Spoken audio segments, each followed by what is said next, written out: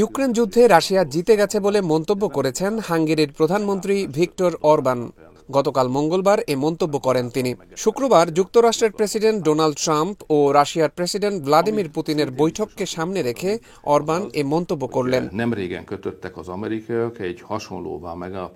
বার্তা সংস্থা রয়টার্স বলছে, 2010 সাল থেকে ক্ষমতায় থাকা অরবান রাশিয়ার সঙ্গে তার সরকারের ঘনিষ্ঠ সম্পর্ক রক্ষা ও ইউক্রেনের জন্য সামরিক সহায়তার বিরোধিতা করে কিছু ইউরোপীয় নেতার সমালোচনার মুখে পড়েছেন। এদিকে তার মন্ত্রিসভা মুদ্রাস্ফীতির ধাক্কা থেকে অর্থনীতিকে পুনরুদ্ধারের জন্য লড়াই করে যাচ্ছে।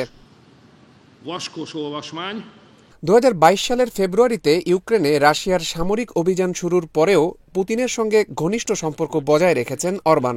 গত সোমবার ইউরোপীয় ইউনিয়নের একমাত্র নেতা হিসেবে তিনি তাদের এক যৌথ বিবৃতিতে সই করেননি। ওই বিবৃতিতে বলা হয়েছে, ইউক্রেনের ভবিষ্যৎ নির্ধারণের জন্য দেশটির স্বাধীনতা থাকা উচিত। এরপর প্যাট্রিয়ট নামের একটি ইউটিউব চ্যানেলকে দেওয়া এক সাক্ষাৎকারে অরবান বলেন, আমরা এখন এমনভাবে কথা বলছি যেন যুদ্ধ এখনও চলমান, কিন্তু তা নয়।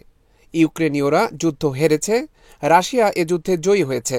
এখন শুধু প্রশ্ন, কখন ও কোন পরিস্থিতিতে ইউক্রেনের পক্ষে থাকা পশ্চিমারা স্বীকার করবে যে এটি ঘটে গেছে এবং এর ফলাফল কি হতে পারে। হাঙ্গেরি তার জ্বালানির বেশিরভাগ রাশিয়া থেকে আমদানি করে। দেশটি ইউক্রেনে অস্ত্র পাঠাতে অস্বীকৃতি জানিয়েছে। ইউক্রেনের ইউরোপীয় ইউনিয়নে যোগদানেরও তীব্র বিরোধিতা করেছেন অরবান। তার যুক্তি, এতে হাঙ্গেরির কৃষক ও বৃহত্তর অর্থনীতি বিপর্যস্ত হবে। অরবান আরও বলেন, সাবেক মার্কিন প্রেসিডেন্ট জো বাইডেনের আমলে পুতিনের সঙ্গে আলোচনা করার সুযোগ হাতছাড়া করেছে ইউরোপ। এখন ইউরোপের ভবিষ্যৎ তার অংশগ্রহণ ছাড়াই নির্ধারিত হওয়ার ঝুঁকি তৈরি হয়েছে।